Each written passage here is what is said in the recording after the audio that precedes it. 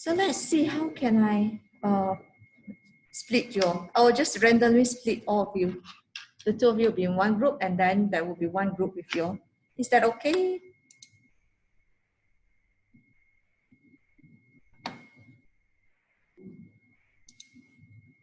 So you all have your groupmate to you, or the two of you want to do one, and then I split them to 2 or 3 groups. Yes.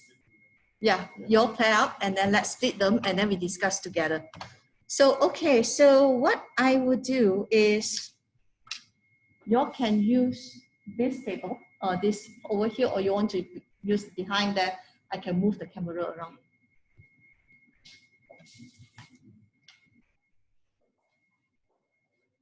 So you can choose one of the study note.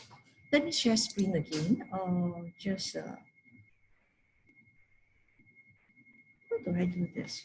Share screen or video clip? Okay, share. Okay.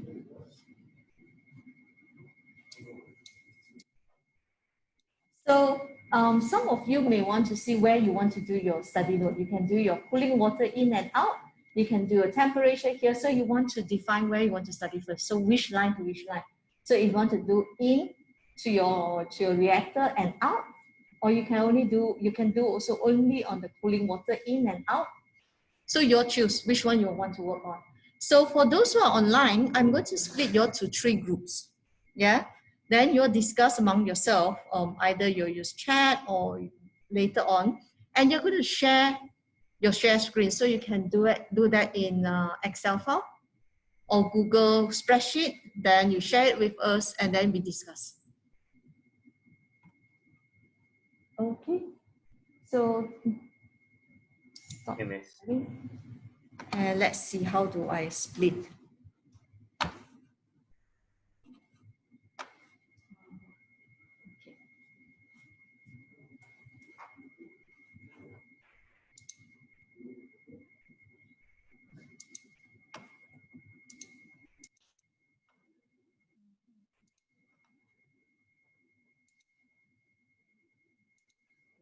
Rooms.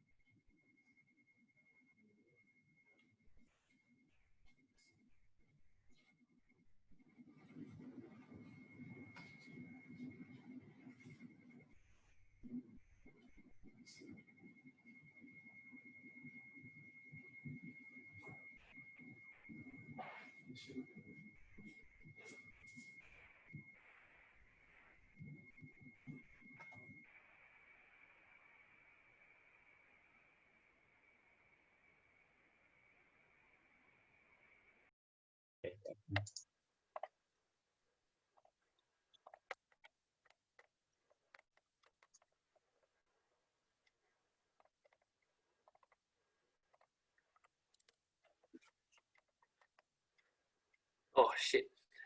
Share to everyone.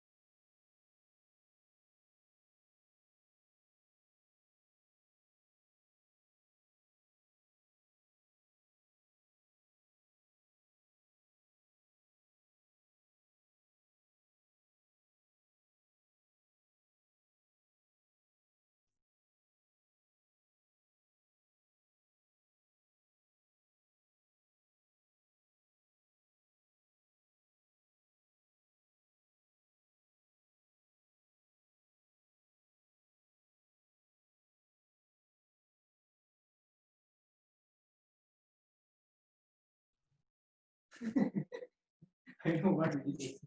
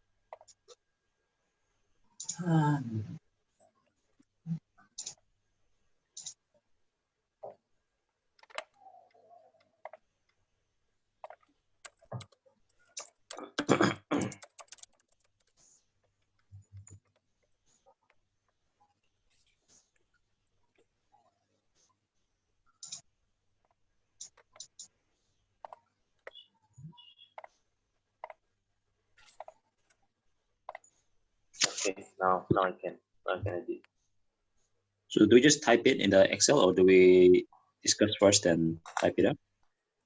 You can type and then just discuss later. Also easy. Okay. Let me connect this through.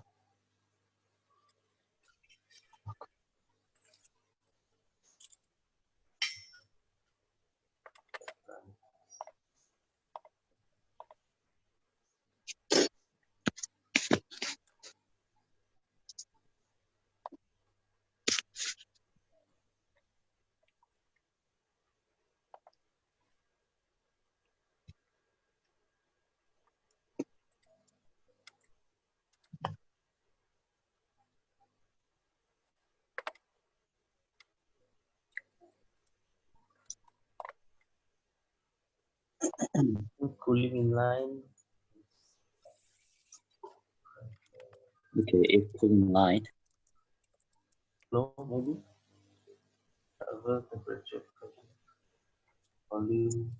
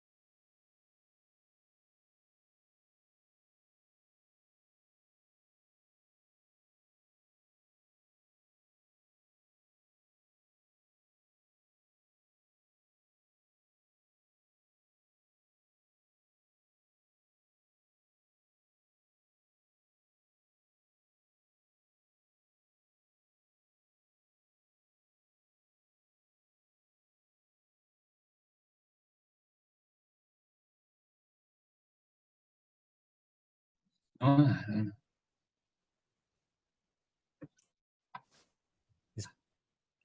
yeah. Hello?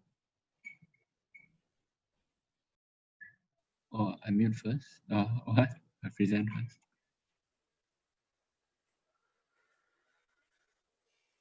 When you present first. I miss. I think Kaijin Lim wanted to present. Esther, you share your screen.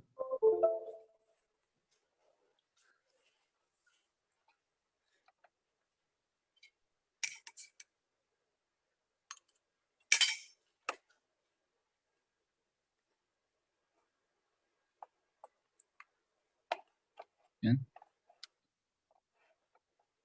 Nice. Yeah. Okay.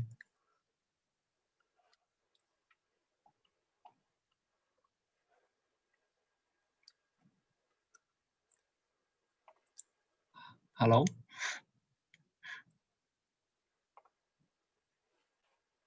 Hello.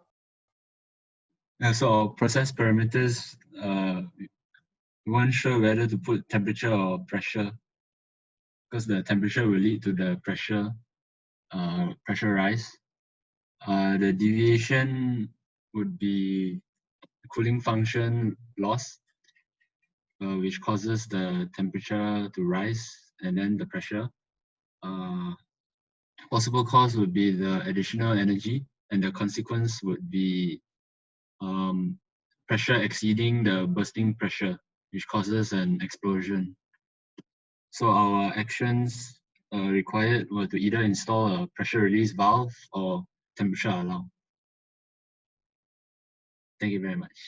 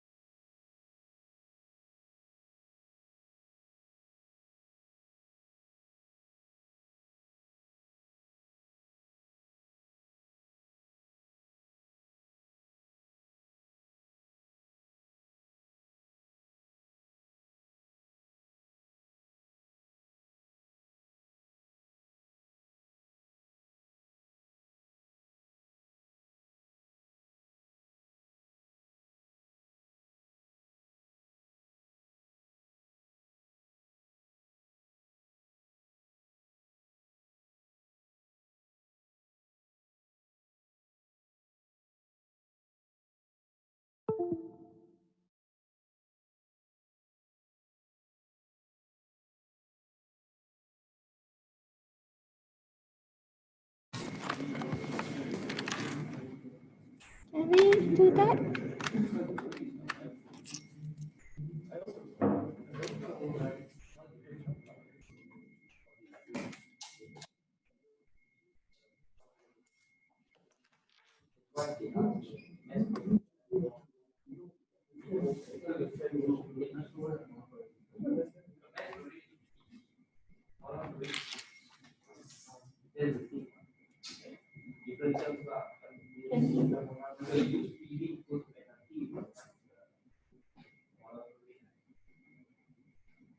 What I'm going to do, I'm going to put this there also.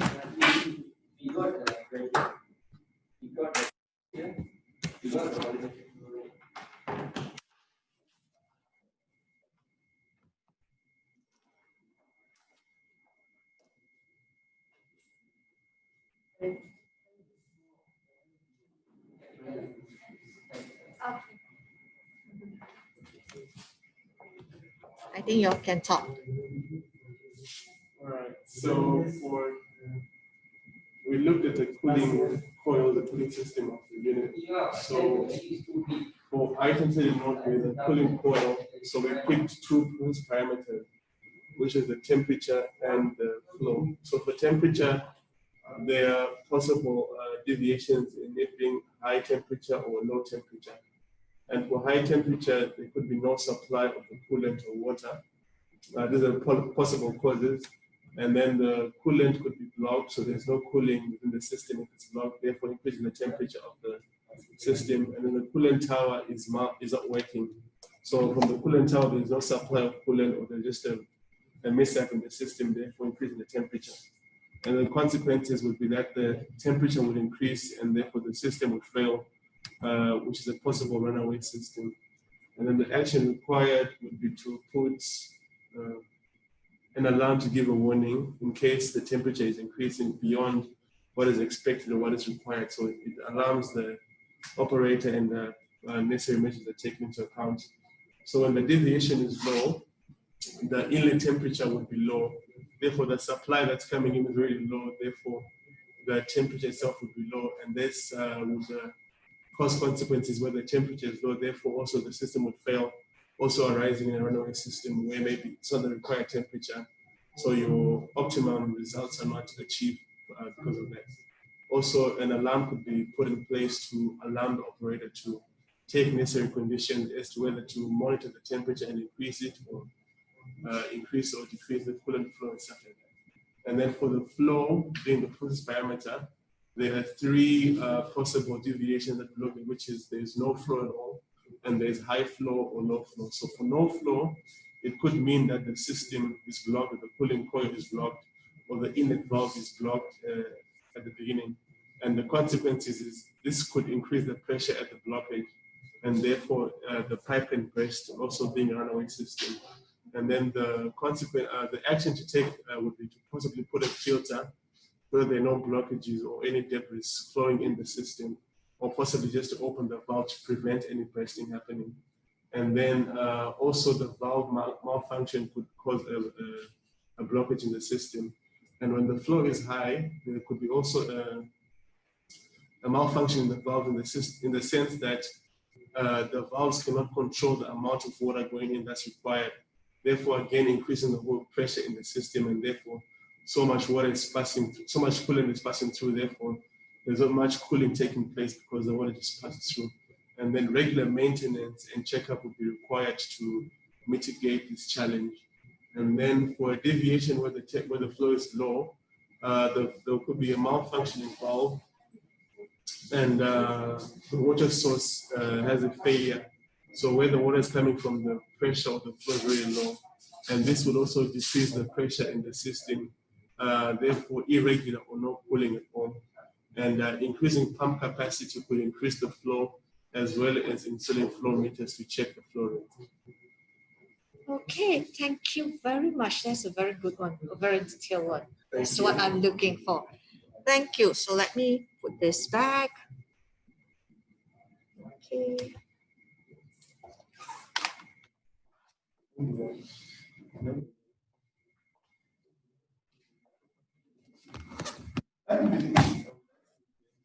So how was it? The other few groups, there's another two groups that you're supposed to present.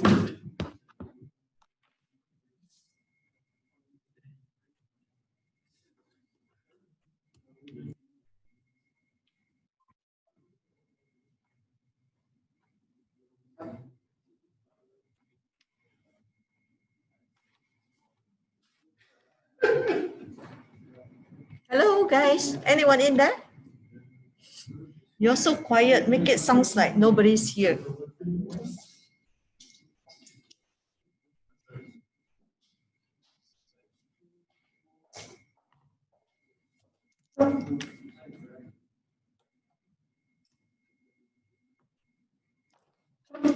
Miss, do you hear our presentation? Yes, I'm waiting. Oh, we did it already. Which group? Room 2. Room 2 already done just now, right? So Yeah. room 1 and room 3? I'm still waiting.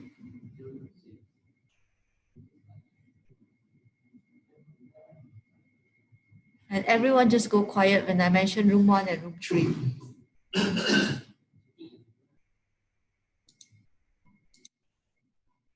So room 2, we have Esther, Kaijian, Owen, and Shane. And room 1, we have Brian's, Chang Hyun Park, Clifford's, and Singning. Are you all ready to present for room 1? Yeah, okay, we'll go. Thank you. Yeah, hold on.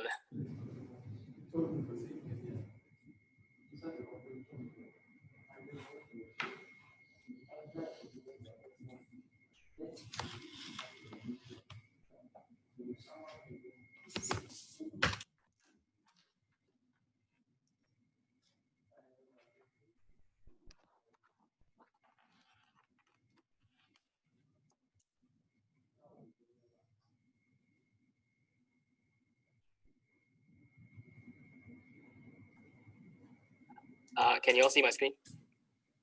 Yes, yes, we can see. Right. So for us, we started with the cooling coil. So the first parameter that we chose was the flow rate. So we did, and the flow variation is no. So some of the possible causes would be the control valve malfunction in the sense where the valve essentially blocks the entire flow rate, the entire flow of the cooling liquid, which in turn would cause not enough cooling liquid to flow through the system, which will cause the reaction temperature and pressure to rise and may result in explosion and whatsoever. So there's also another possible cause, which is the pipe blockage, where there likely there's residues and they are not disposed properly inside, which will cause the blockage or narrow the flow area of the pipes. And similarly, the consequence would also be the rise in temperature because there's not enough cooling liquid, and also some pipe leakage inside the cooling system, perhaps because which results in also lesser cooling liquid flowing through the system. So the actions required is to have proper maintenance of the valves and perhaps the pipes as well, and also regular cleaning of the cooling system. So we also have greater than, if the flow rate is greater, then the likely causes are also due to probably the pump not pumping the correct pressure, which will have the system cool down too quickly and does not reach the optimum temperature for the reaction to take place, perhaps. And so the actions required for that is to maintain the pump, and also to have perhaps some sort of alarm or system to notify the workers. And also another reason could be the damage control valve, which does not stop the flow. So similarly, the consequence would be that the system will cool down too quickly, and the actions required would be for regular valve checking. Miss, there's a lot here. Do you want me to present everything? I think that is good enough. Any questions? And any questions from those who are online? Oh, this is a good one. Okay, is that, if no, then we can proceed, because this is what we are looking at. This is what I'm looking for, meaning in your final assessment, if let's say we are doing like last semesters that instead of final exam 3 hours, if we are going to have a final assessment, HAZOP is one of the questions. It's always one of the questions that you will have to come up with a list like this. This is what I'm expecting to see, a more complete list. Okay. Right. So can we have another group then? The last group, group 3.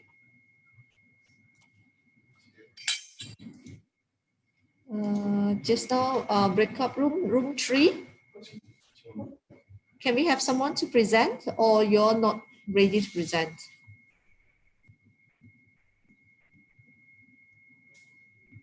Can we have anyone from room 3?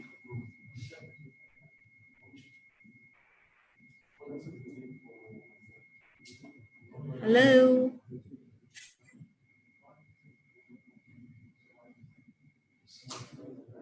Anyone there?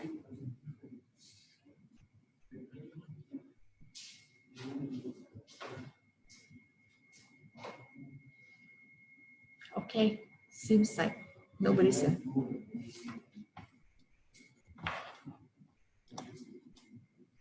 Okay, so if you look at today's tutorial, that is just the class activities that I want you all to work together for hands-on, because to me that is more important than all the things that that we compare to other theories, because that is something practical, that is something that we do in manufacturing, in real process life. So if you look at today's tutorial,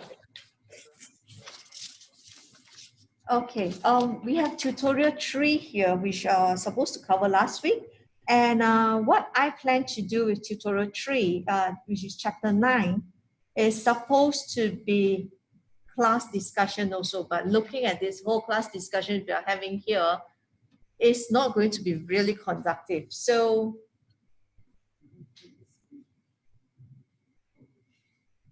I'm still going to put you all up to some breakout room.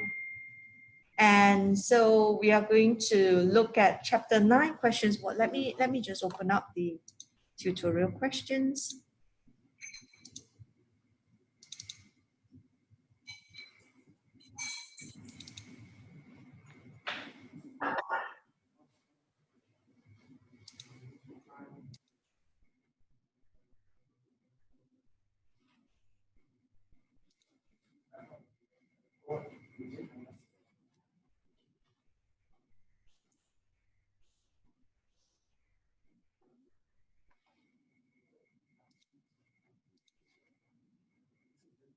Okay, so let's share screen.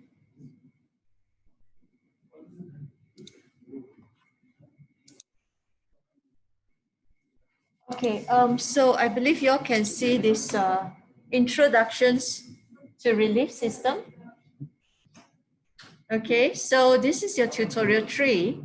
And what I plan to do is to have this class open up, the group open up, and we have 4 questions here. So it will be just nice because 3 groups in online and 1 groups in the class. Yeah, so I would suggest group 1 to do question 1 over here, the physical class one to do question 1, and then our group 1 in online to do question 2, and group 2 online to do question 3, and group 3 online to do question 4. Okay, so that everyone's later you'll share your answer, because there's no fixed answer for this class as well. Yeah, so I'm going to break your class into different group now.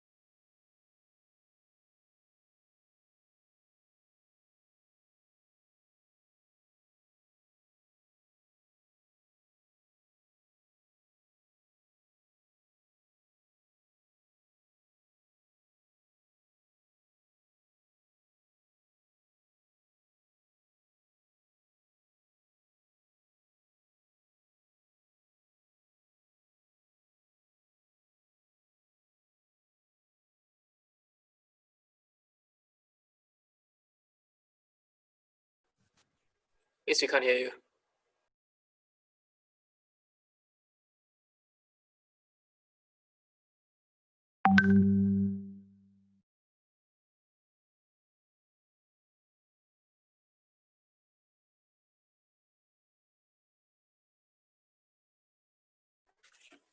No, Miss, I think there's something wrong with your, I don't know whether you're unmuted or not. It's just that we just completely cannot hear you.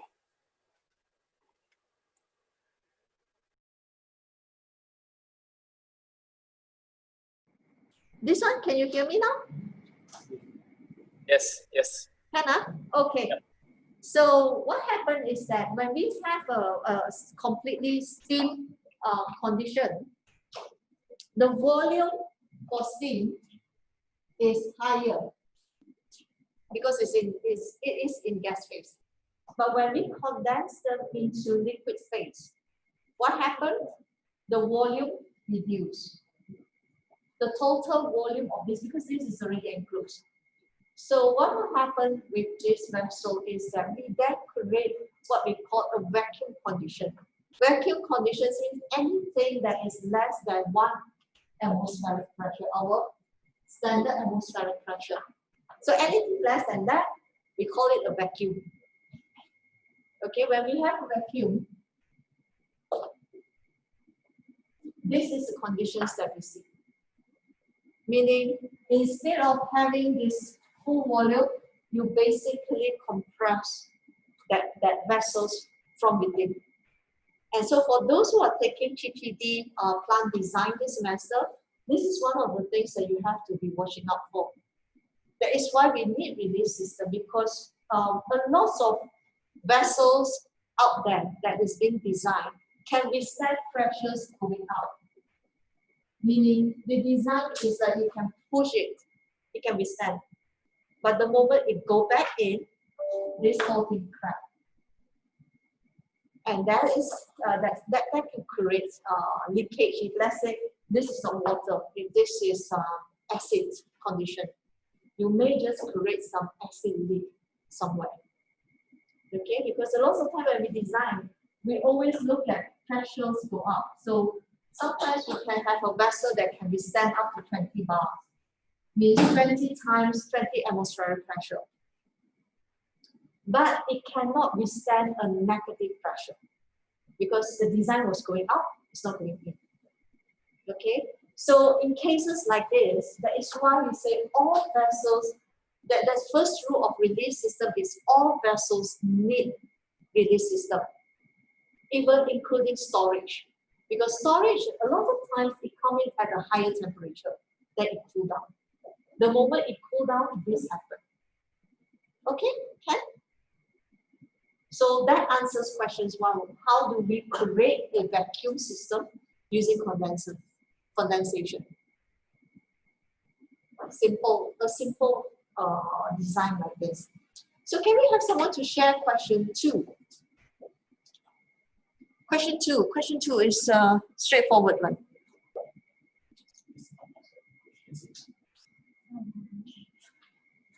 So can you all hear me for those who are online? Can you all hear me now? Because questions 2, we have actually a bigger class if you want to see all your classmates.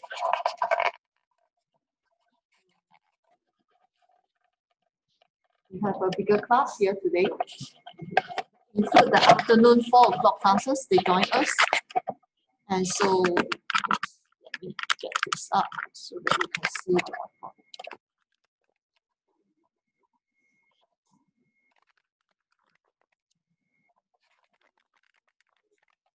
Yo, Brian, you want to share? Okay, question 2. Anyone want to share? I think you guys share better because you guys did you guys did quite a bit of it. Who is we guys? In either Clifford or Park. Okay. So, Park, did you do the one in the blue line? Hello, Park. Can you share screen? Yeah. Okay, wait, I'll share.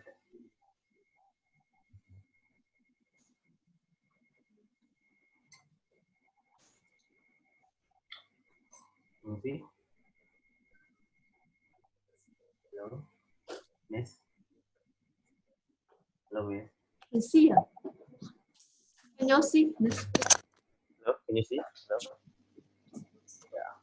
Hello? Can we have it? Can you zoom in because it's very small? All right.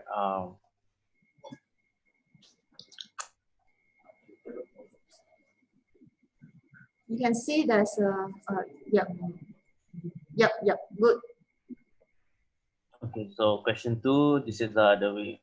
Question is given an example, few examples of situations that require a combination of spring operated reliefs in series with ruptured disc. So yeah, we provided a few answers by the group. I mean, the group provided a few answers. So, Miss, do you want me to explain one by one?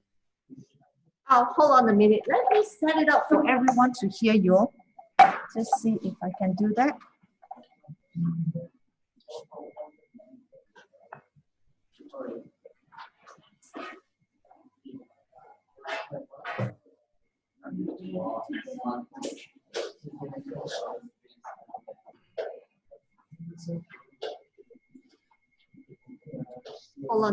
Hold on a minute, yeah, because they are setting up the TV so that I can hear you.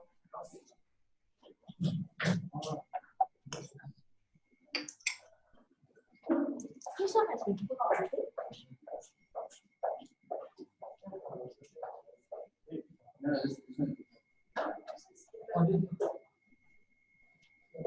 So I think you all cannot also because it's individual. This is individual. Oh, you have to. That just got into Zoom.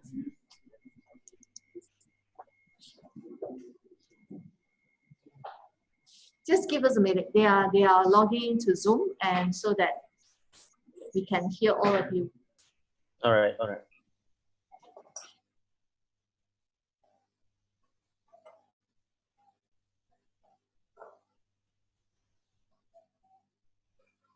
But you can see my screen clearly, right, Miss? Yes. Very small though. But if I zoom in, then... Oh, you use the zoom here. You can see under view, that is 100%. You can actually zoom from there instead of zoom your entire screen. You zoom your. Oh. Yep. Can you see that? It's under view, safety submissions, file edit view. Can you have to mute yourself?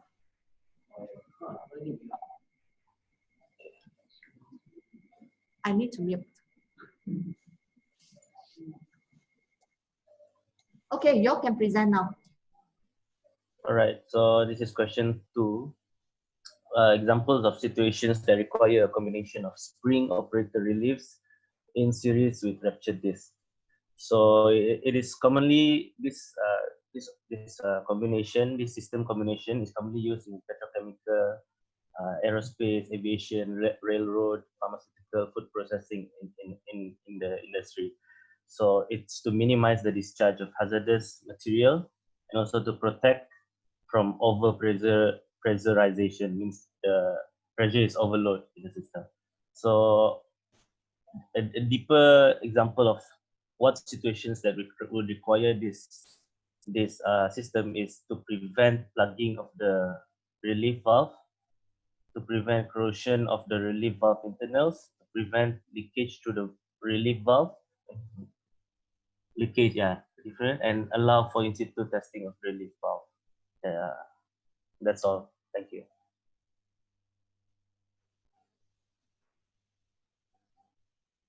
Thank you very much. I think. Okay, I think by the time you're finished presenting, they've just managed to set it up over there. Okay, so anyway, this one, can we share it in the class, your result? Because I think you did a very good work here. Okay, sure, can. Yeah, later you send it to me, then I'll share it in Times for everyone to take a look. Yeah, I'll just share in the group, Miss.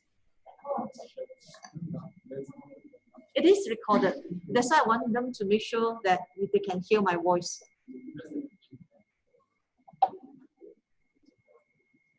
Okay, so group 3.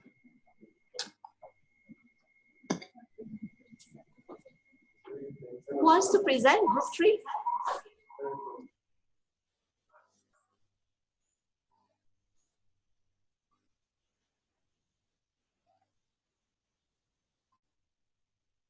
Hey Clifford, you want to share your screen first before you share because you're opening WhatsApp.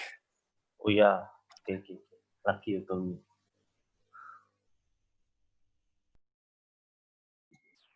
Okay, for those who are online, would you like to share? Okay, group 3, they can't share because of technical, so they will want to pass their answers online in the chat. Okay. Do you have an answer for that? Question 3?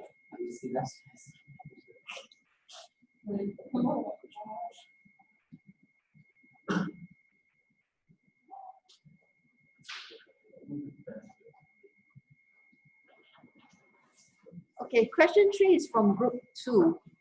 So can we have someone from group 2 to share?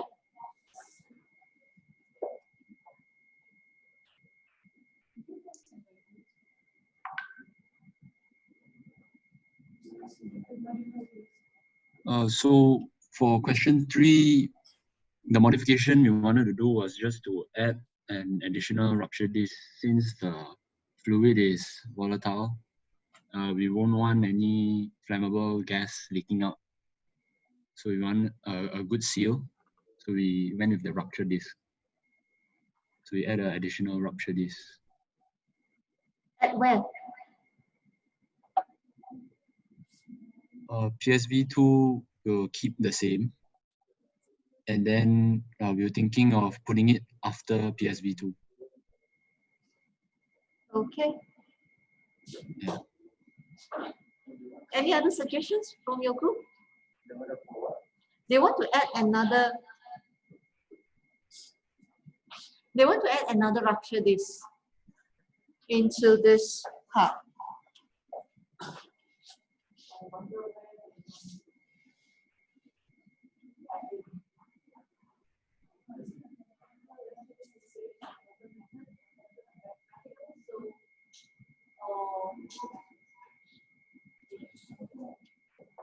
Sorry, would you like to tell us where you want to add the second rupture disc?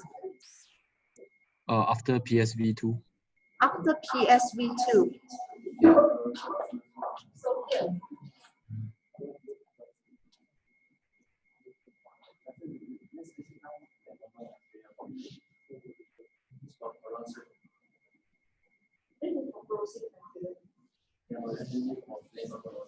Yeah, so what is your suggestion?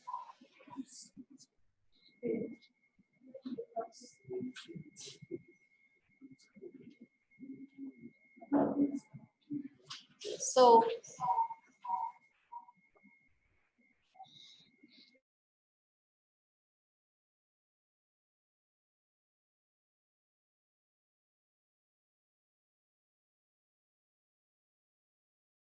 we have another group doing this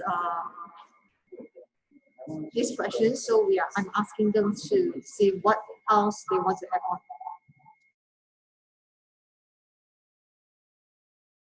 Oh, is it correct? Yes, yes, what you did is correct. Oh, okay.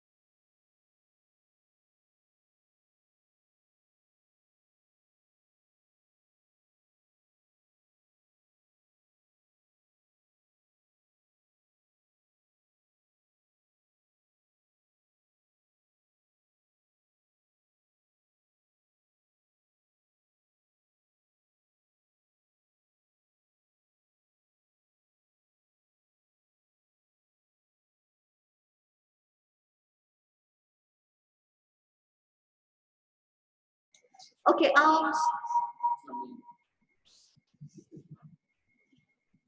can I talk now? Okay, good. Okay, so I have another suggestions that instead of just working on the PS5 system here, or the PS2, PSV2 system here, the other one that we can work as a to do modification is at after release. After the release system, what do you want to do with the excess chemical? Do you want to just purge them out, or do you want to bring them back to scrubble or to treat them before you release them into the environment? Okay, so I will focus more on after PS2. Sorry, after PSV1B.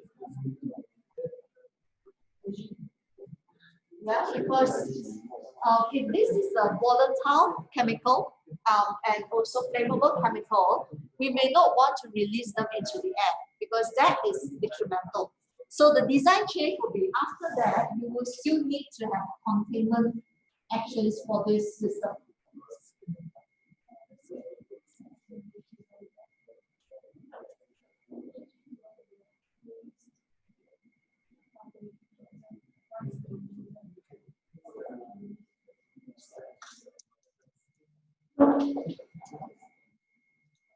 Okay, so what I would do for this one is that after the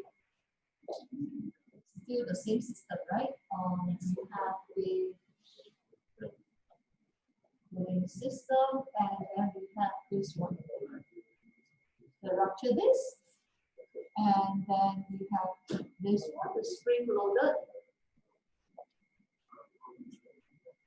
Okay, so where would this go? Okay, let's see if you can see my screen in video so that you can see this. And what I would do is I will look at here. Okay, so your PSV1B, what we want to do is, how do you want this to go? If let's say this happened, we go up here, and we come here with this as a flammable chemical. Flammable and also volatile.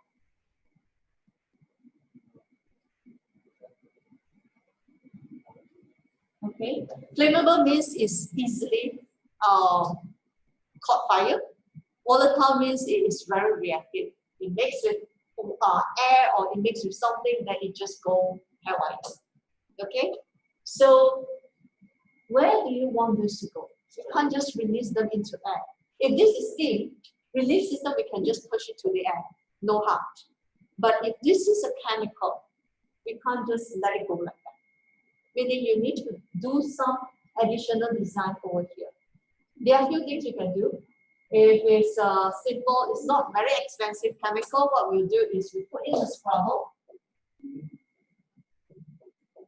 Okay. Then you release it. And if let's say we want to make it even safer, we may want to cool it down first before it go into the scrubble, and then after scrubble, because it becomes no harmless. Then you release it. But if this is an expensive chemical, what do you want to do? You may want to recycle it. Yes. So means you want to have a containment. Okay, you may want to put it back to a filtration system because to make sure there's no contamination.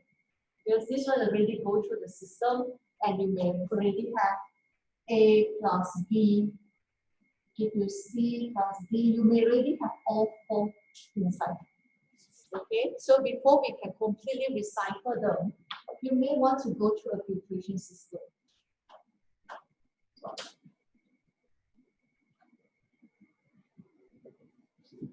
And then go to a storage, a temporary storage.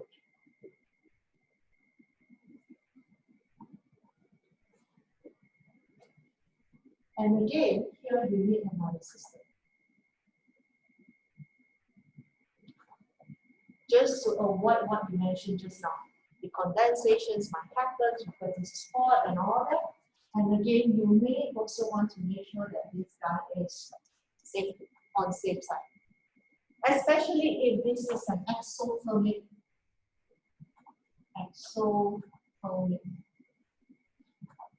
reaction. Okay, exothermic means it releases energy. So meaning if let's say it reaches a certain temperature, it will react by itself. You can't stop the reaction and it continue to release energy. Okay, so if it's an exothermic energy reactions, the first thing you want to do is to cool it down so that it will not continue to react. Okay, you stop the reactions. But if you can't stop the reactions, then you may want to find a way to release those additional things. And of course, the incoming here, make sure you off it. It is at a closed position, so you will stop feeding the raw chemicals into here. Or because you have base chemical coming in as well. Base. So make sure you stop. Okay? Yeah, so this is how we do a design change. So it can be anything. That's why it really depends on how you want to work with the chemicals. Yes. Yes, I know. Come again? Oh, there's another U, right? Yes. Yes, yes. But you're using the I'm using. I'm using the same link. Yes. So they can just join. So once we finish the question 4, then you want to go. Just a bit more. Okay. Okay. Any questions? No, then we can proceed with question. Any questions from online group?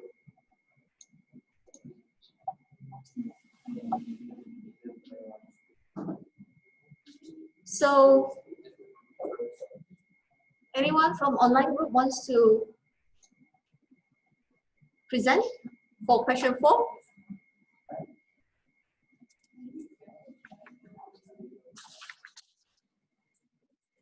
Okay, or you want to present on question 4? Ken, come. What do you want to do? You all have this mark pen, you can write, you can draw.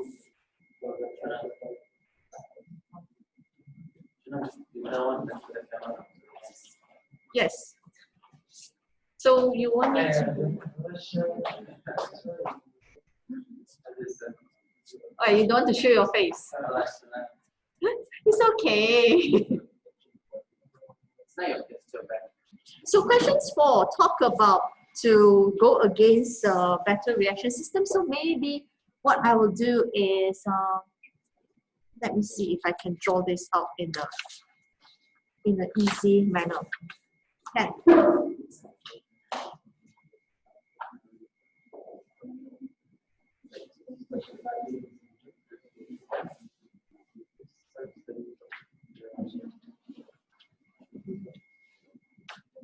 So this one you have you have a cooling system.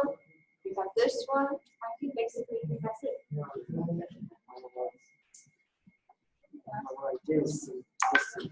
Yeah. You can take a detector to detect the pressure or temperature. You can connect to the PID controller and control the. So you want a different color?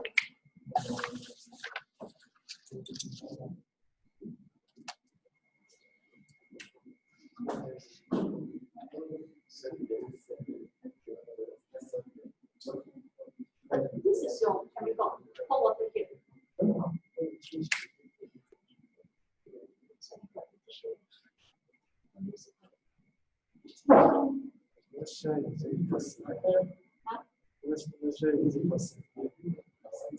Can cold water?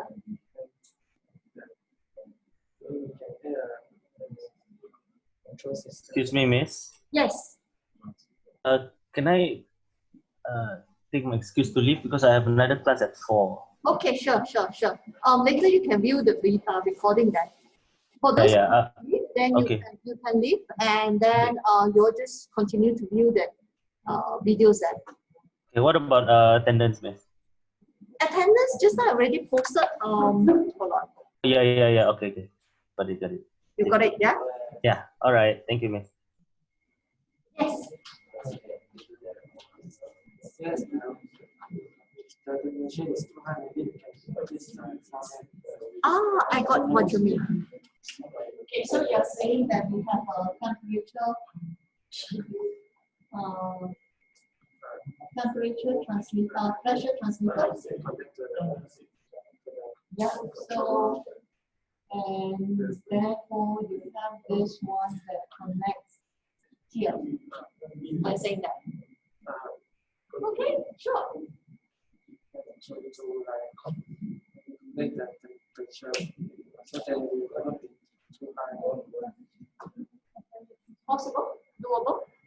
So what he's saying is to have the temperature or pressure. Your temperature transducer. One is about temperature, one is about Pressure. So which one? Choose one. Choose one. Yeah, choose one. Choose one. You want pressure or temperature? Temperature. Okay. So what we will do here is we add a temperature transmitter, temperature sensor first, and then you have a temperature transmitter. Okay. And then if it's too high, you want it to increase your water flow rate. Okay, so it comes back here. Okay, so that's one way. But if let's say I want to put in a pressure regulator, which one do you want to control? If I were to put in both temperatures, you control here. Pressure? Any suggestion?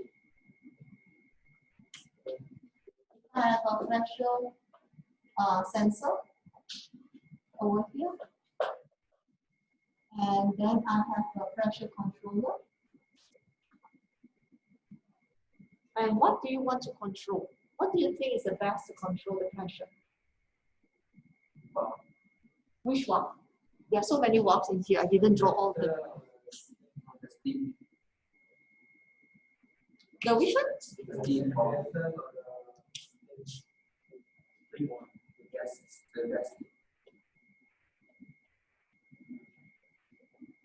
Hold on now. Let me finish off drawing some of this. So this is coming down. Products. So you have a product here.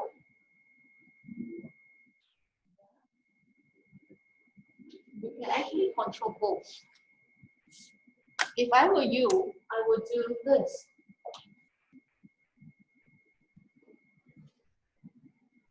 At the same time, I control this as well. This one fail close. Remember, you all learned that for those who has taken control system, there's what we call the fail open valve, fail close valve. So anything happens, you may want to make sure that this guy is a fail close. Okay, and this guy is a fail open. Because you want to reduce the pressure in here. Got it?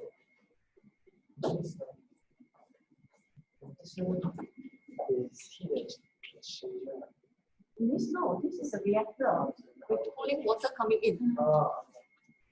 Cooling water, and this system is unique. If you notice that the system draw here, you have cold water coming in, and then at the same time, you have another line that is called steam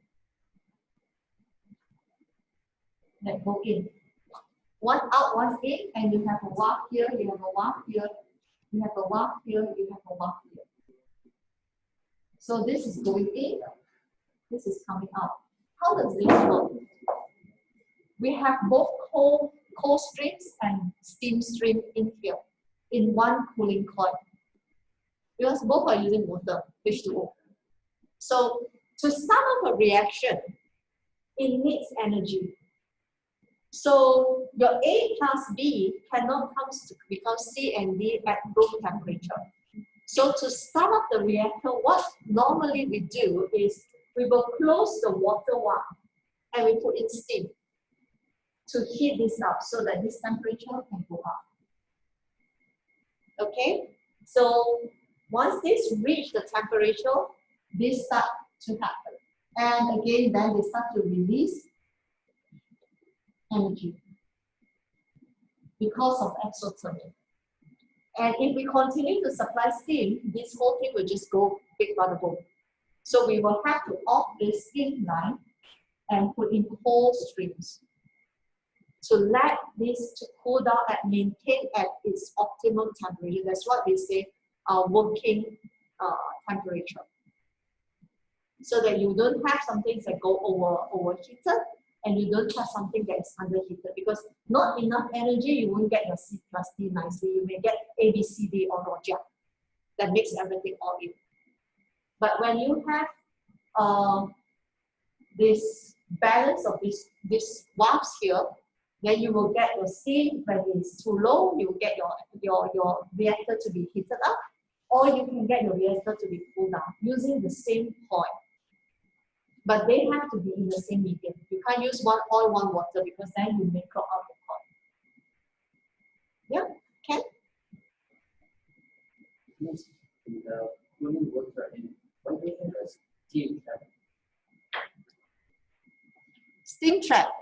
Yeah. So this steam trap is here. So basically, steam trap means when this is coming out, you want it to come out as liquid, no longer in gas phase. So that's what we use the steam trap. Basically, it's a condenser. Okay. Okay. So that explains question 1 to 4. Simple one. You just put in some control system, because I believe engineering, you study control system depending on what semester you're in.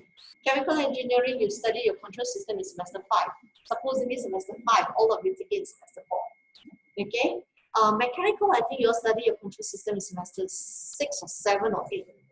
Yeah, 7 or 8. And I think EE also around 7 or 8. Yeah, so you'll study all this, because safety and control go hand in hand.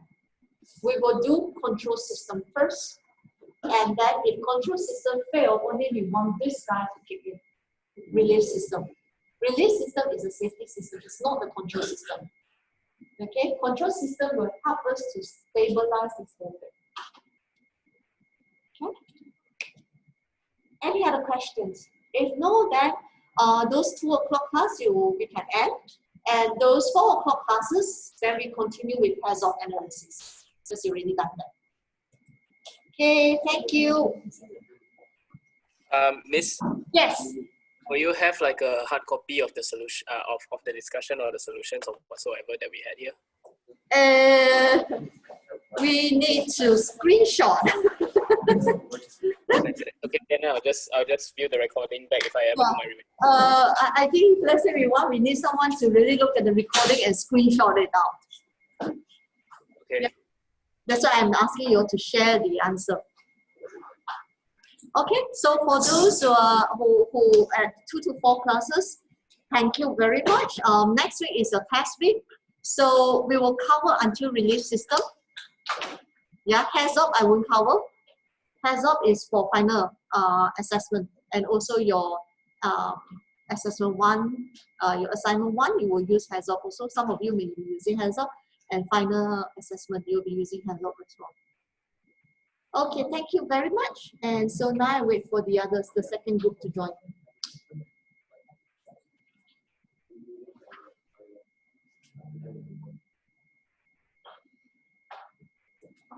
Okay, so let's see what we have for.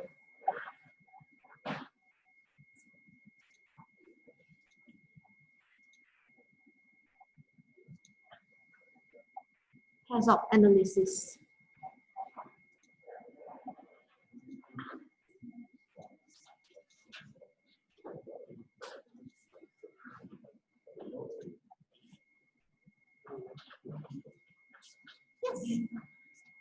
Oh, yes, yes, yes. Thank you. Thank you. See ya. Is it going to be like an MCQ questions, or we have to submit the? You will, okay, Resolution. it will be something like a short questions, meaning is that I will ask you, what is the TLV and all that. So you will do your calculations, and those simple answer you can just copy and paste. Oh, so it's going to be like open. So we have to type the Yes. answer. Yes. So for those, if let's say you don't want to type your answer, because every questions there's one I actually open up for you to upload the file, so you can just snapshot and then you can upload. Okay. Yeah. So it's just going to post like the question or like The questions will be posted in times. I'm using their quiz function. So it's very simple because I can key in like 100 questions in there, and it will randomly generate. So all of you will get the different questions. Oh, okay. Yes. So that is related to the same topic, no? Yeah. So of course then, yeah, How many questions going to be? I haven't set yet. I plan to do it this weekend. Oh, okay. It won't be a lot. The most 90 minutes. I think the most you can answer 4 to 5 maximum. Maybe the long question. Calculations maybe 3, and then 2. I won't say long, but medium long. Maybe like 200 words, 1 page. Like that. Okay. 200 was very little only, eh? Okay.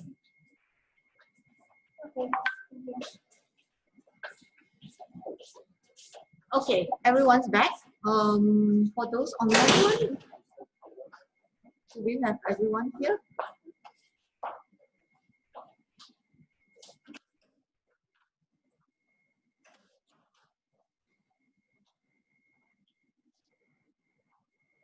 Oh, now only I saw the answer.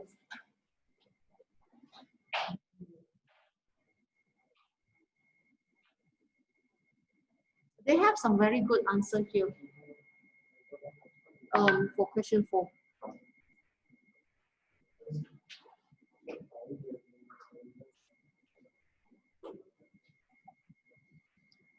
Okay, so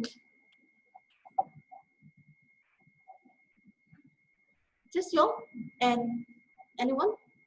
Everyone here? Okay, let's take a look at this one. You share screen for that.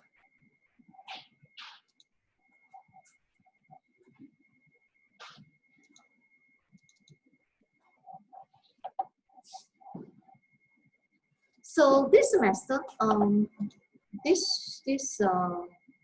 not this semester, this week, I want you to come back. Basically, is to work on. Oops, come on.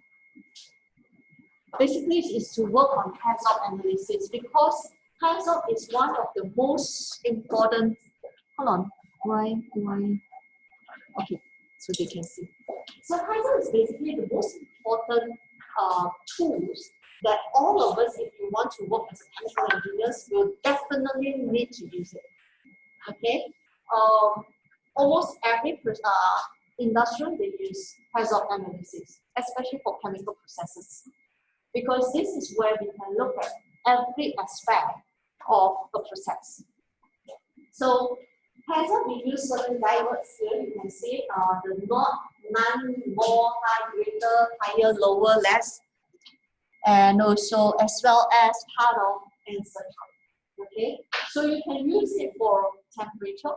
Not everything you can use for temperature, because we don't have other than temperature is temperature. You don't have anything other than temperature. Okay, but sooner than later than that one, maybe like flow rate. You have certain times that you want that flow to go in. You set the timer, that the timer can somehow went a bit haywire. Okay, hold on a second. Getting a lot of WhatsApp messages. I hope it's not our class. Okay.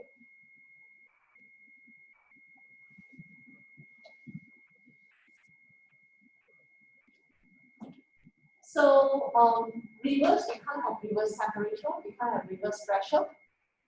Yeah, reverse normally used for flow rate. Your pipe supposed to go here, your flow rate, but it goes the other way around because of pressure differences, or because maybe they install the one-way valve wrongly in the wrong directions.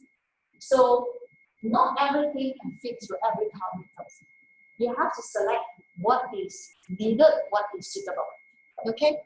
So to do this, these are the primary keywords or the parameters we can use, like flow, temperature, pressure, levels, and etc. Okay.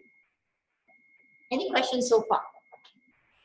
So this table shows us which one that we use, which one we don't use.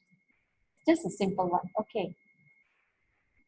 And hands-on is always a group work. It's very difficult to do hands-on individually because it requires us to brainstorm. A complete hands-on can go up to 100 pages per process. Yeah. So in your exam or in your assignment, because for those who are starting your assignment 1, or you're going to start your assignment 1 soon, I haven't given you all the title. I'm going to give it to you by end of this week. Yeah. And you have to form your own group. So some of you may choose hands-on as your safety review tools. Don't give me 100 pages. Just choose like 1 or 2 process parameters and maybe 3 keywords. Like if you choose temperature, you may want to choose higher, lower, and if let's say there's no temperature. Yeah, what happens? Like for example, no temperature can be caused by things like the sensor spoil or the reader spoil or something. Okay, there is a situations where you look at the temperature meter and there's nothing. Okay, so no temperature is possible. Higher temperature, what causes it to be higher? Your reactor is supposed to run at 400 degrees Celsius and it is running at 600 degrees Celsius. What do you want to check? What went wrong there? What that you didn't control correctly? Yeah. So hands-on allow you to do that one by one. You start with a study note. You say, okay, I want to study flow rate. I want to study this line here, A to B. Then you want to look at what parameters is in there. It can be temperature, it can be flow rate, it can be pressure, it can be reactions ratio, or it can be the conversion, or it can, if let's say you're talking about mixer, you're talking about ratios. This one company has this flow rate, this one company has another flow rate. It can be that, or it can be your stirrer RPM. So parameters can be so many. You choose 1 or 2 to select. Then guide words, use those words that we showed you just now. The low temperature, high, low, reverse, etc. Therefore, each of the guide words you look at what could cause that. Okay, this I already give you an example of low temperature, what could cause that. So what about a no flow rate? What could cause no flow rate?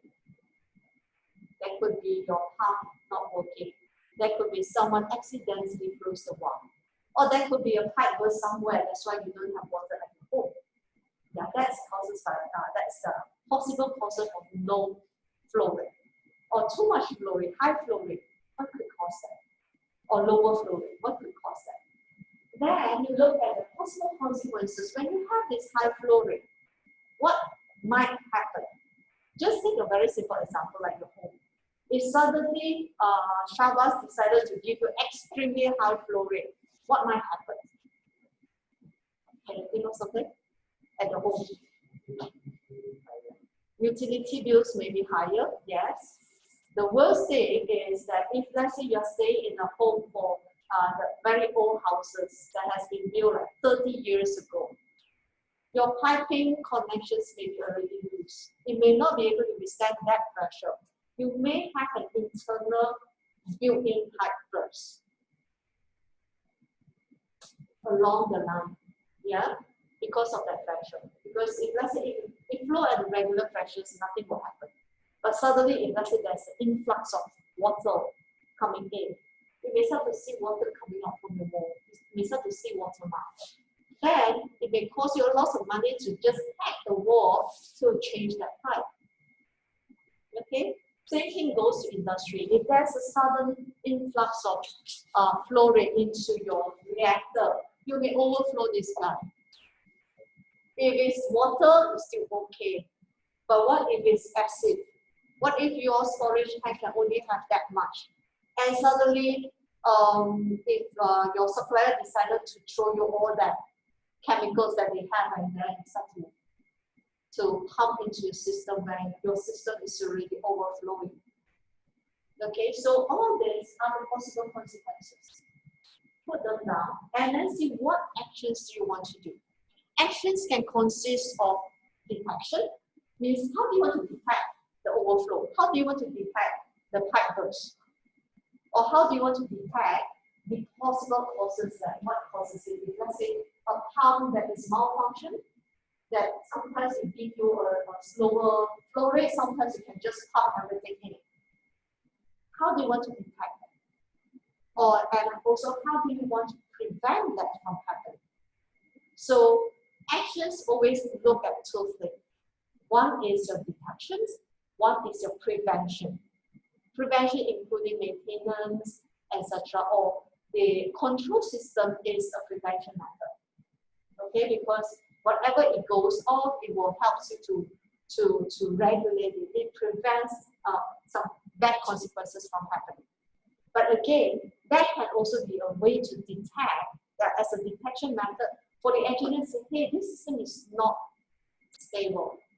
What do you want to do next as an engineer? Okay, so when you finish a hands-off for the whole system, you may realize that you end up at 200-300 pages. But as a start, maybe we just look at one process parameter with two backwards, okay, and to see what are the causes or consequences that it may come about.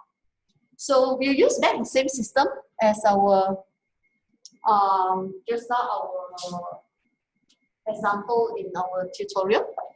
Okay, question 3 is the same sample.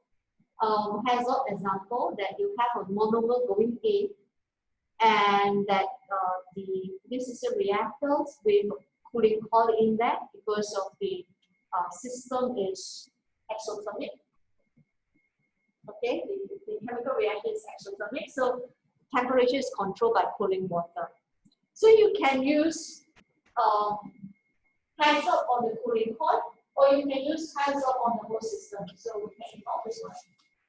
Yeah, and I want you to bring into groups to look at water, liquid level.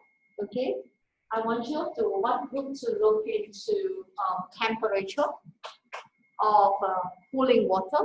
Another group can look at temperature at the reactor. So we have two groups here, and do we have another group online? How many do we have online? Yeah, 4 of them. So the 4 of them can do one online.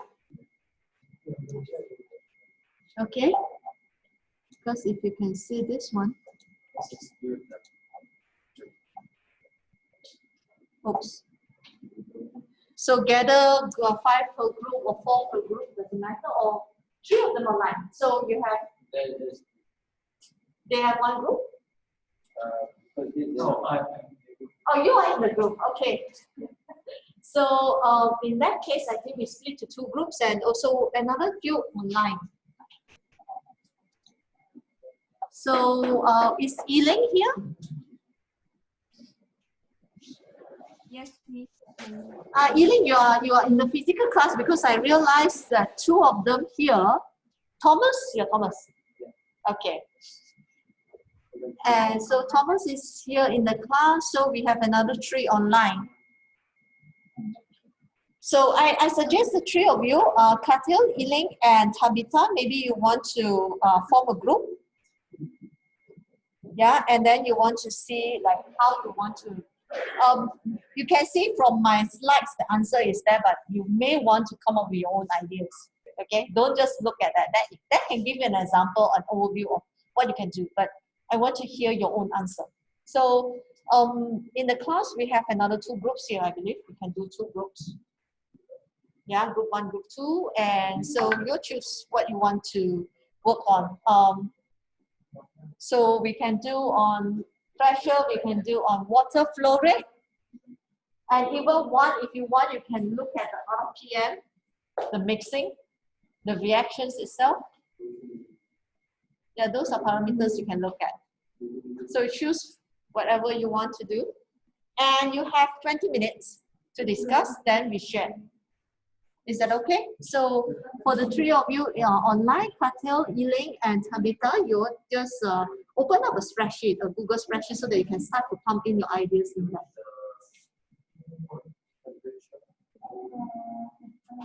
Okay, so I will still show this page so that you can see the same thing. 20 minutes, yeah, group.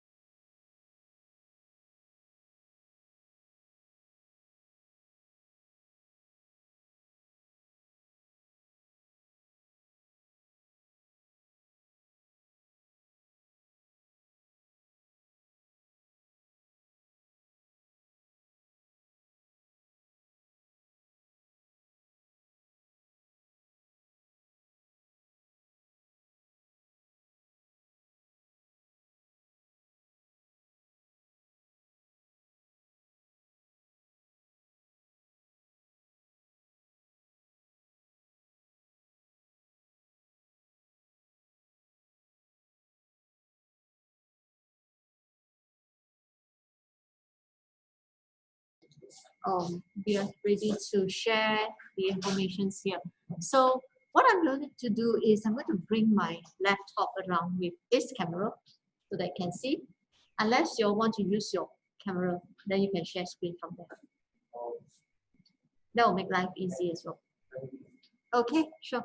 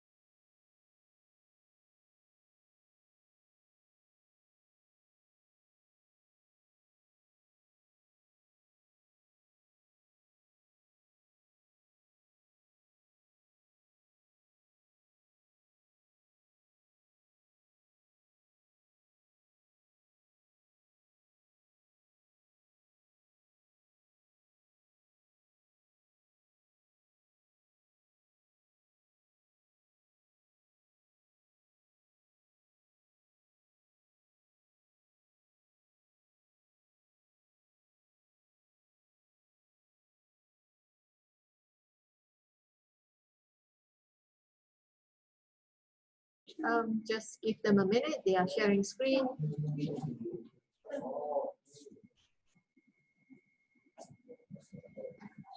Yeah. Okay. Wait, reverse. Yeah. Oh my God.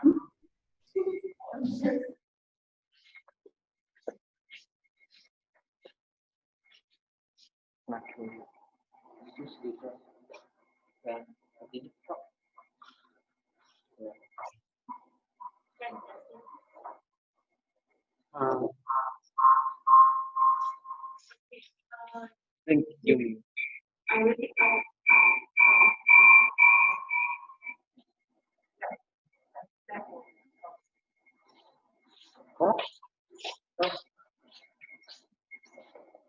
Yeah, okay, so we'll be presenting the cooling water. The study mode, it will be cooling water and then in the reactor.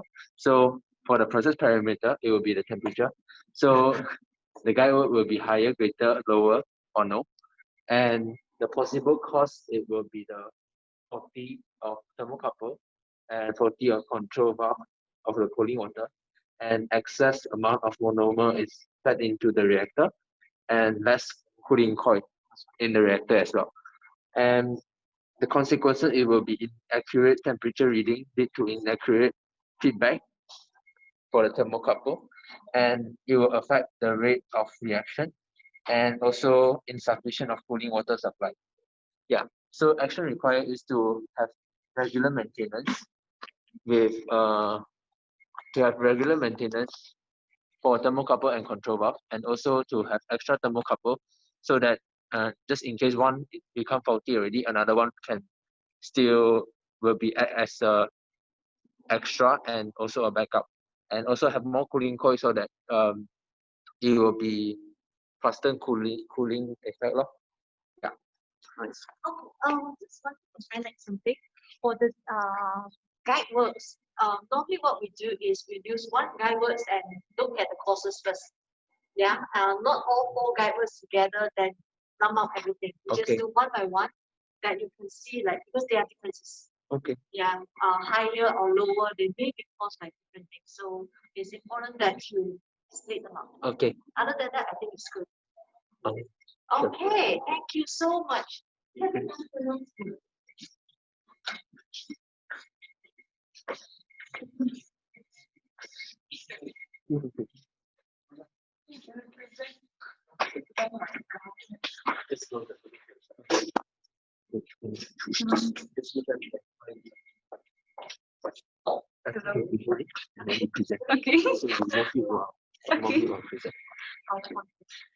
That's so embarrassing. Yes. Oh, no. Okay. Okay. So we consider the flow rate of the cooling water control valve. So which means it's the inner flow rate So we consider one case study of no flow at all. So if there is no flow, there is the possible causes of it could be the control valve closure.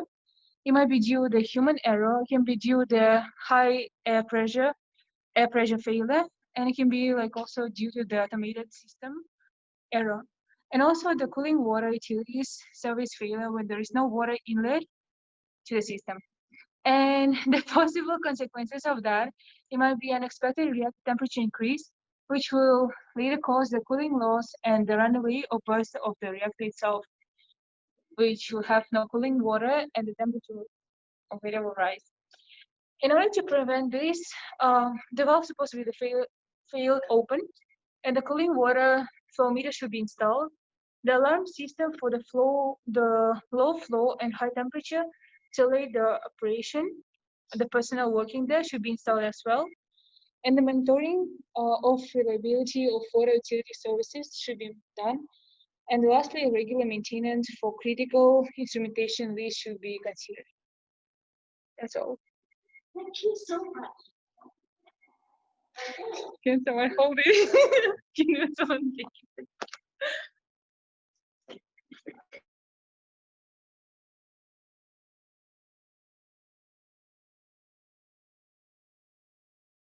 Okay, thank you very much for those who are in the class. And what about the online groups? Would you all like to share your screen so that all of us can see?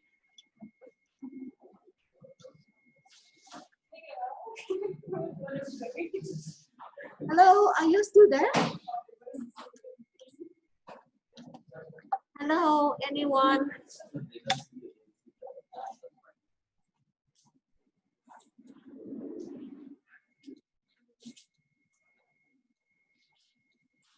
Okay, share your screen so that we can see.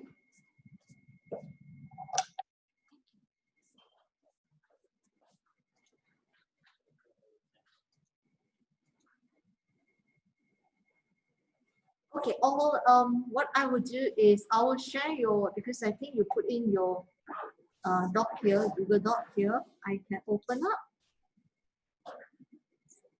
Is this the Google Doc?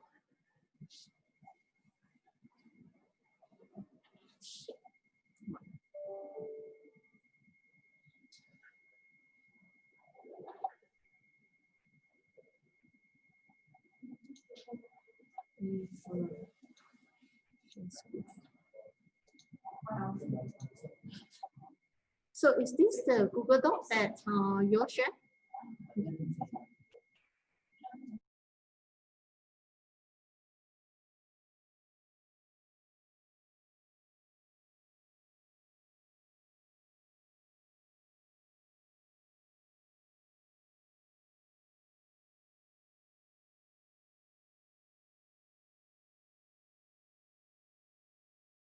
You may start once you're ready.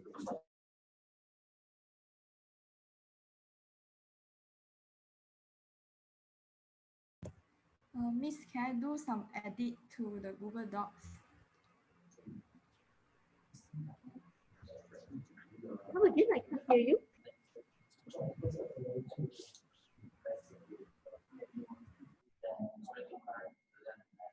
Yes, I'm not sure because I'm not. I'm just doing whatever you have, so you can edit it.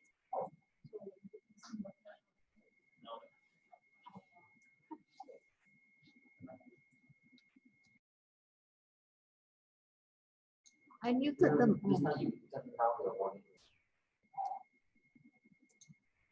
You know what?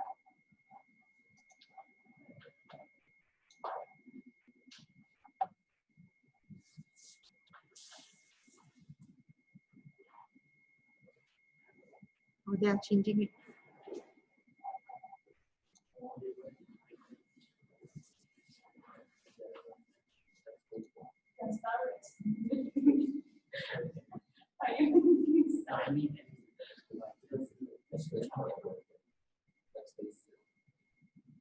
I like this X space where you can move around. I think the E6 one is better. This is connect to computer. The one with the big table. The one that The round table. I actually like this. Yes, yes, yes. They're supposed to be able to do that. Yeah, the thing is that this is not connect to any port. Oh, but the thing is that you connect to the computer there. You just like you just connect the computer. It can it can connect my computer, but you won't see in all the screen because each of them that has this individual that's not plugged into Okay, this one. actually, Only the sound. I think, Oh, I use this one. yeah, try to use this.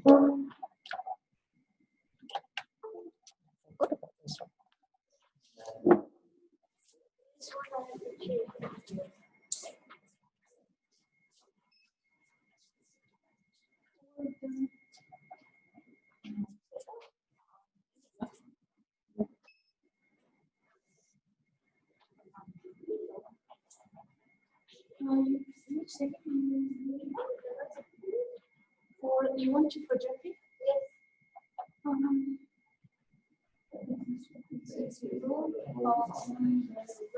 The wireless button. Yeah, they say if they're using it to cable for wireless. Oh, cool. That should have found. Choose your person to that. They to turn off and okay. Oh,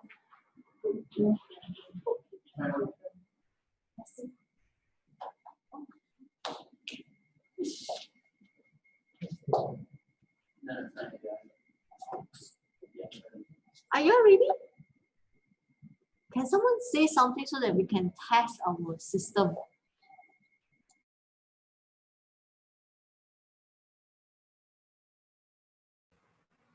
Miss, so for our group, our study node is cooling coil, and the process parameters is flow.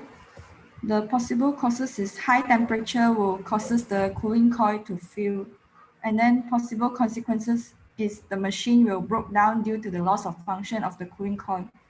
So the action required will be undergo maintenance once a week and install a temperature alarm, so when the temperature increase, the alarm will alert the person in charge. Hold on a minute. Just hold on a minute. We are still figuring out how to. Maybe we can just all of us can connect. If all of us can connect, we can hear without like at the same time. Okay. Now hold on. Just give them a minute. You connect up, then you use your.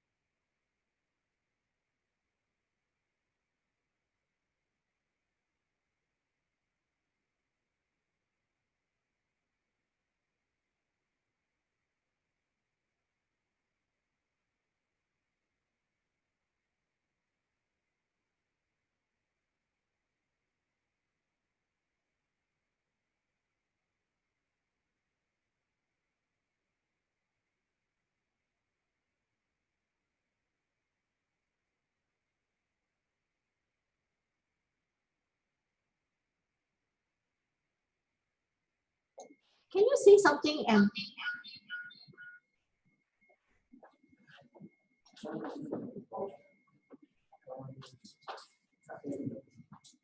Okay, I think you can start.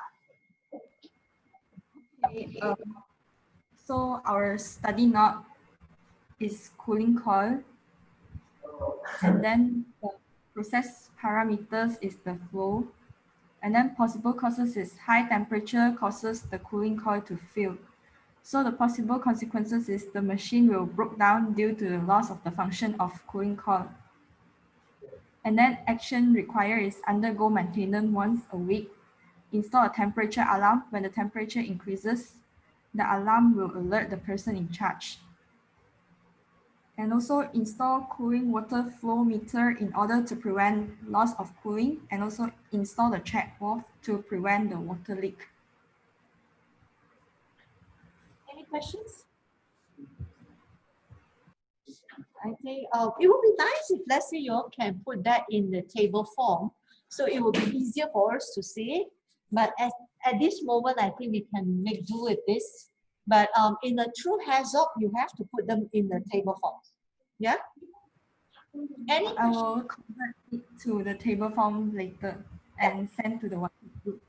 Yes, yes, we can do that. Thank you. Where is it? Maintenance once a week is actually too much.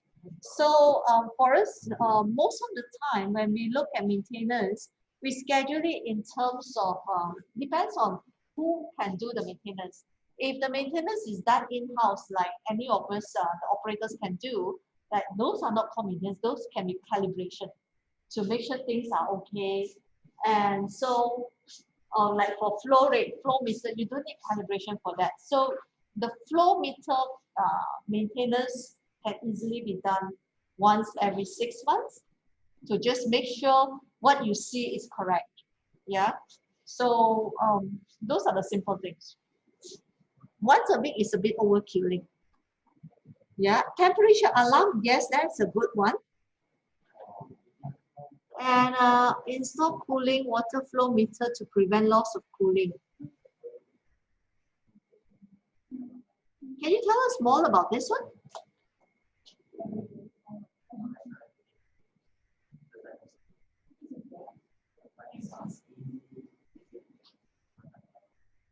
Yeah, for this one, the install cooling water. This one, flow meter. How do you use that to prevent loss of cooling?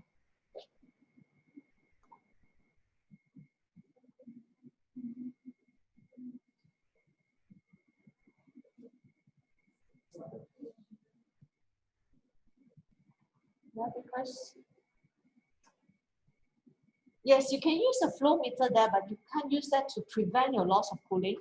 But you can use that to monitor what is ongoing for your system. So you can even link that to a control system later. Or most of the time, the flow rate is what we use. Like for example, when we have a, I'm going to on the video again so that they can see it. Let's say they are online. So we have this system. As I mentioned just now, we have this cooling.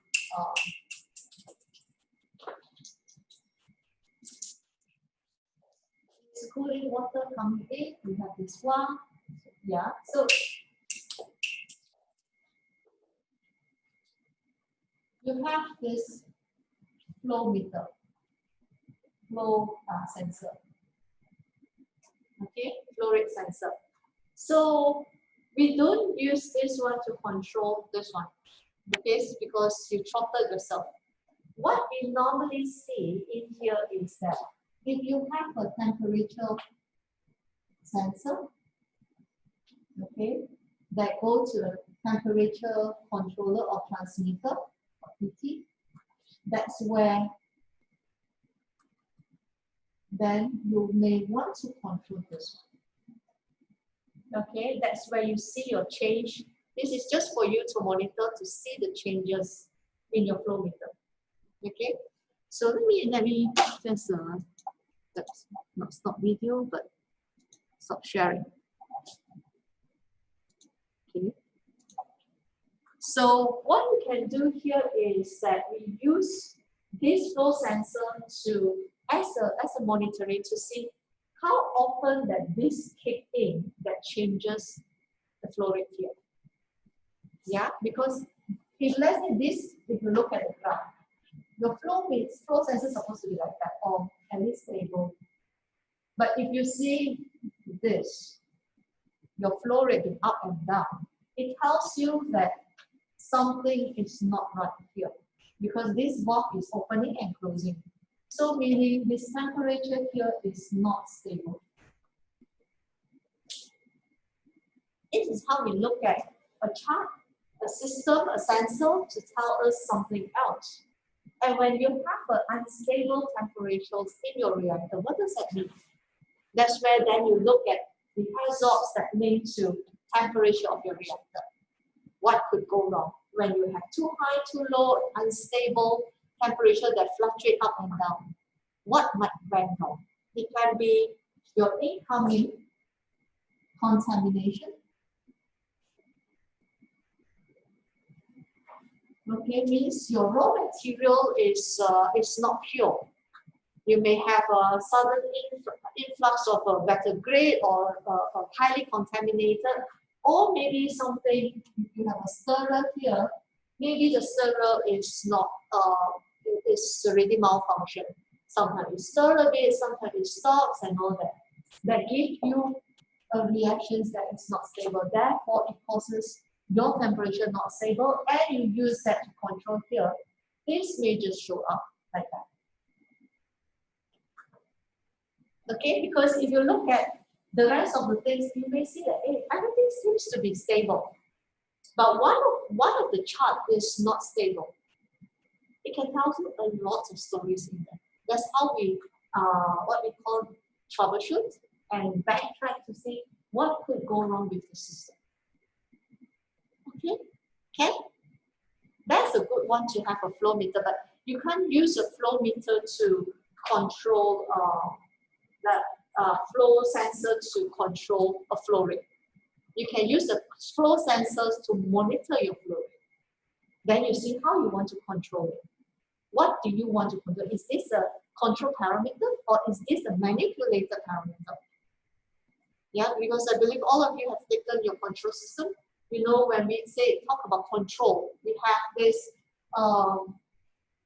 what we call the control variable, and then we also have the things that you want to control. Then we have the manipulated variable, and the other one we have three. Yes, and the disturbances variable. So control variable is your temperature here, your T here. With that, you manipulate your flow rate. Okay, but this flow rate will tell you that this is not stable, because this is what you want to control. And when this is up and down, you will see this up and down too. So what causes this up and down is this one. You may want to see what happened here. What is your disturbances?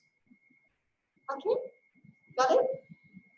You will realize that as safety classes go, you notice that safety and control, they are like hand in hand, because we can't do one without the other.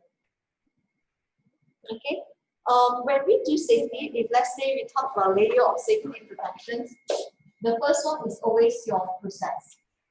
Your bare process, nothing else, means your stochastic battery, your process A, B, C, D. Then the second layer is always your control system. And when control is out of control, then you have your safety system. That's where we say, we talk about your relief system just now, your relief ones. All these, those are the safety features. Okay? And in fact, safety, we have more features that just in this system. Okay, later on, we are going to go into the fire and explosion chapter. We are going to talk about fire preventions and all that. Those are on here. Okay, control is the second layer. When this one is out of control, then fear has to kick in. When this is out of control, then what we call evacuation. And evacuation itself has a few different layers. Do you want to just evacuate the plant itself, or do you need to evacuate the entire city? Because if let's say it's just chemical leaking, maybe, or if there's fire, potential fire, then you may want to evacuate the plant itself. Or if this run away and it's going to explode anytime, you may want to evacuate people around it. Okay? If there's a gas, toxic gas leaking, then you may want to get everyone in the city out of it, because toxic gas is something that's no boundary. Yeah, so evacuations itself has a few layers. There's like the plant evacuations and also the community evacuation. So this is what we call the layer of procession analysis, the log test system. Later we are going to come to here to talk about layer over layer. Okay, so this one is only over here, here, and here at this moment. All good? I think that's what I needed you all here to do this together to get some idea how to run a test-off, and also to have some discussions on the questions that we did earlier, because it's easier to have face-to-face. Next week, we do not have any classes.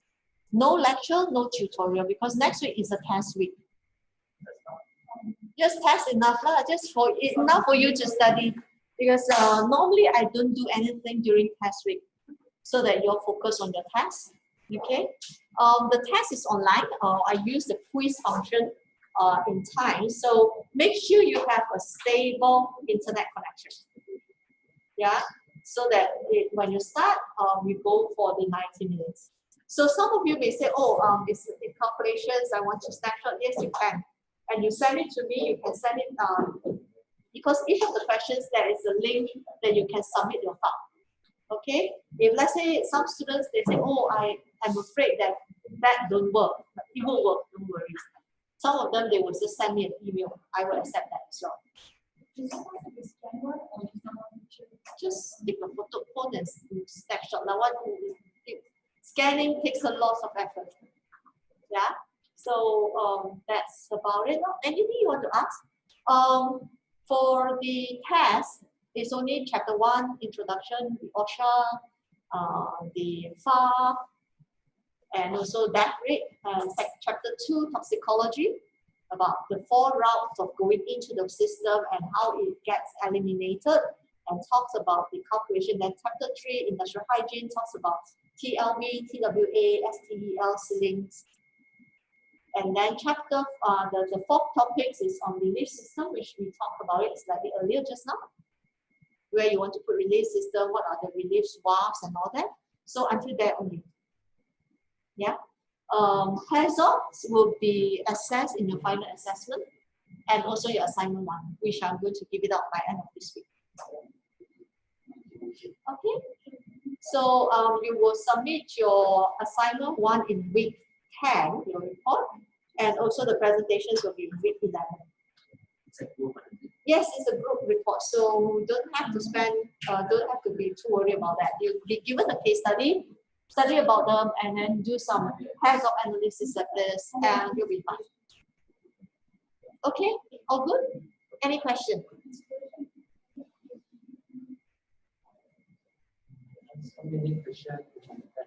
Huh?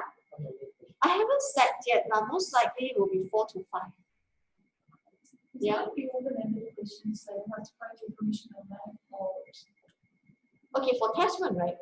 It's more common sense questions. It's common sense. It's like safety is common sense. Yeah.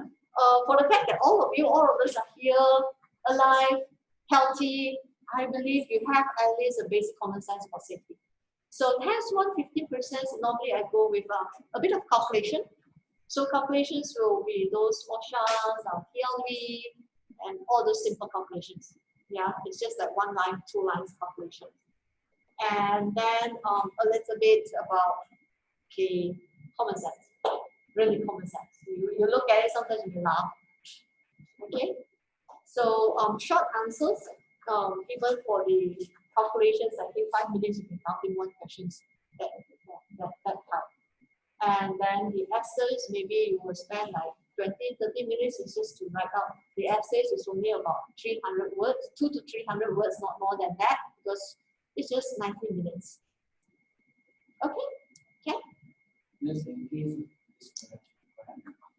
If let's say in case of disconnection, my suggestion is you look through all the questions first. Yeah, but look through the questions now. You won't have that issues, don't worry. You don't have that issues, don't worry. Okay, if let's say things really happens, just WhatsApp me. Yeah. Okay, thank you everyone. All the best. So I'll see you all when I see you all again. Yes. Yes. Remind you of the. Ah, okay. There are something that I was reminded. Thank you. Almost forgot.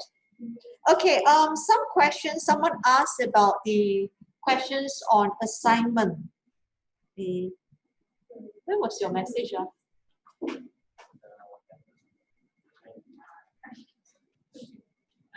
Hold on, I need to check. Assignment. Okay. So assignment 2.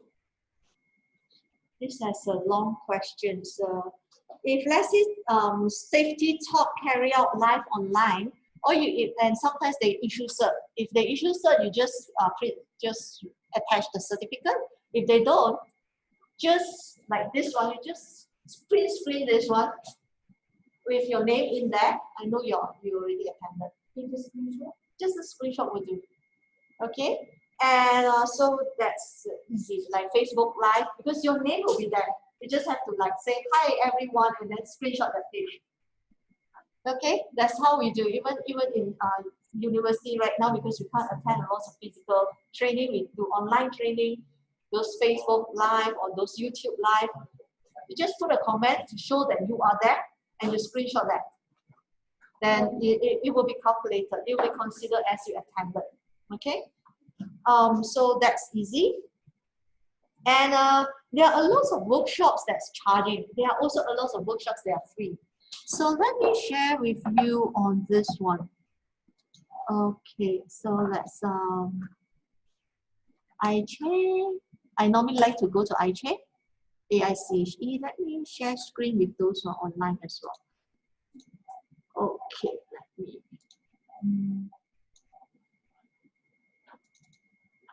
So iChe, if you come here, you can see the academic here.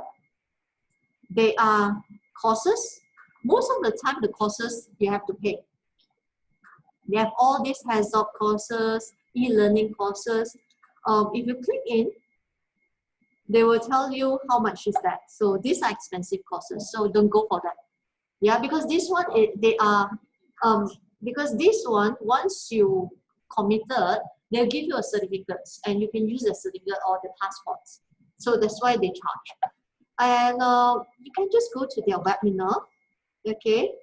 Live or archive, but normally I go archive because this is the American Institute of Chemical Engineers. So meaning when they have a live webinar, means it's like 2 a.m. our time or 3 a.m. our time. So what I normally do is I go for the archive. You can click process safety and then go to the free one. They have lots of free all this. So you can just go for, because all of these are like,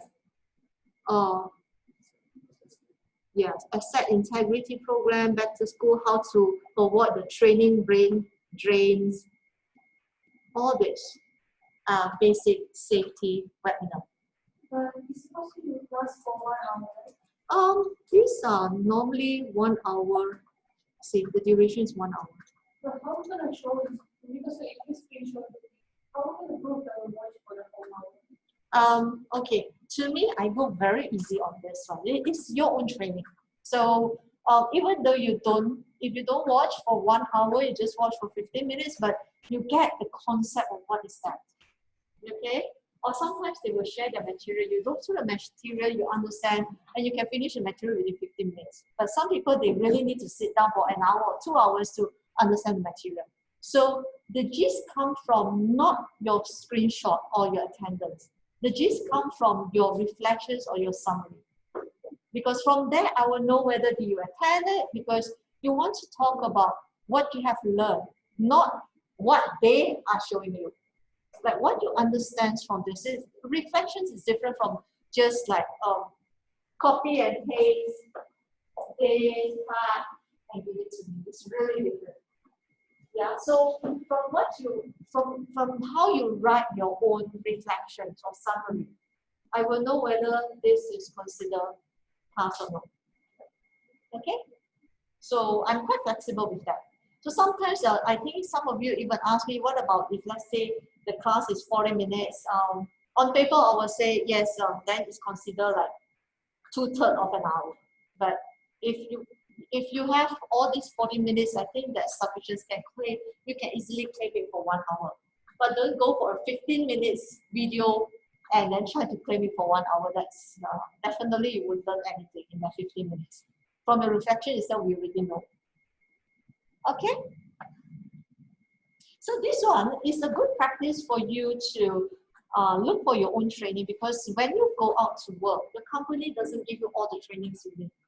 And if you want to be a professional engineer or a chartered engineer, for Malaysia BEM, they require you to have 30 to 60 CPD hours per year. Means this is what we call a CPD hours, a continuous professional development hours. So every training consider 1 hour. If you attend conference, the 1 whole day conference is 8 hours. Or if you attend a training, it's 4 hours. And if you read the paper, they consider it as 1 hour. So they will expect us to have at least 30 to 60 hours per year to maintain your professional engineer's status. So if you don't have that, the next year when you want to renew, you won't get to renew your PN or your CN search. So take this as a start to see how you want to look for training like this, because all this training counts. Okay? And I think there are a few more questions. So there's also another questions on how do we get a peer review paper? So simple. All you have to do is Taylor's library. Okay.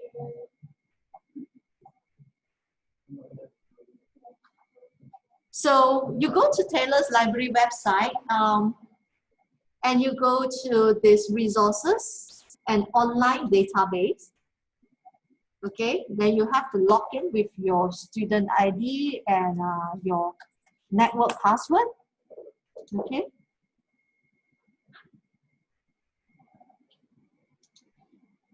Okay, so what I normally do, because all these are online database, but some of them are not for engineering. For engineering, you go to apps, see this Science Direct. Okay, so it will bring you to Science Direct website. And if you look at here, the Science Direct at Proxy Taylors means 5 years journals are free for you because we subscribe for 5 years. So what you want to do is you just type in safety, process safety.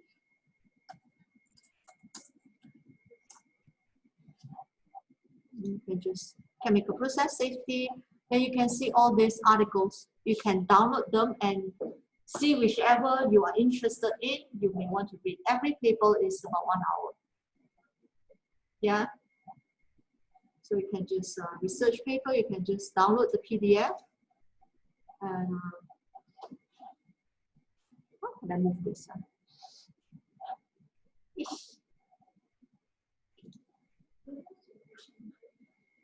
Yeah, so these are all the papers. You can download it as a paper. Oh, I can put this out. Yeah, you just screenshot this paper for me, because I'm not interested to look at how you write that's right. It's like what you understand from this paper. Yeah? Okay? So, or sometimes if let's say you want to show me that you read this, all you need to do is you just copy the link and paste it inside your submissions as evidence. You just paste the link. I can come in here and take a look at what papers you are looking at. Yes. Now you don't need to print it. You can just copy some, because I realize that's easy. Just copy paste the link and then just click in and you can see the paper.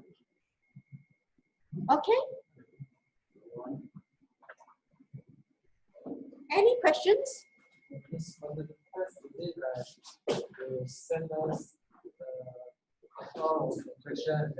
No, the test will be on Times. You just go to your Times, you will see the link, the test, you click it, and you just click start test or start quiz.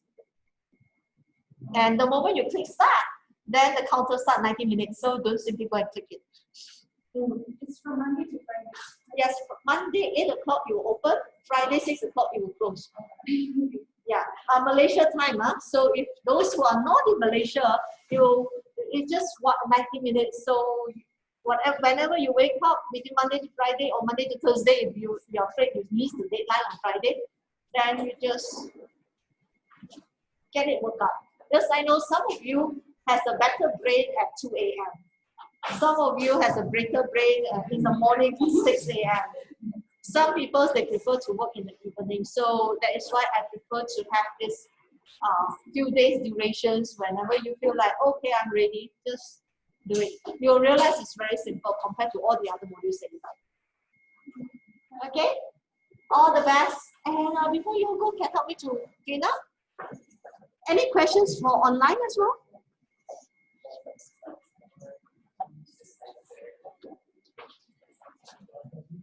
Oh my God. So all that. Any questions for those who are online? Okay. In that case, thank you very much. And I'll see you when I see you again. Okay. Thank you.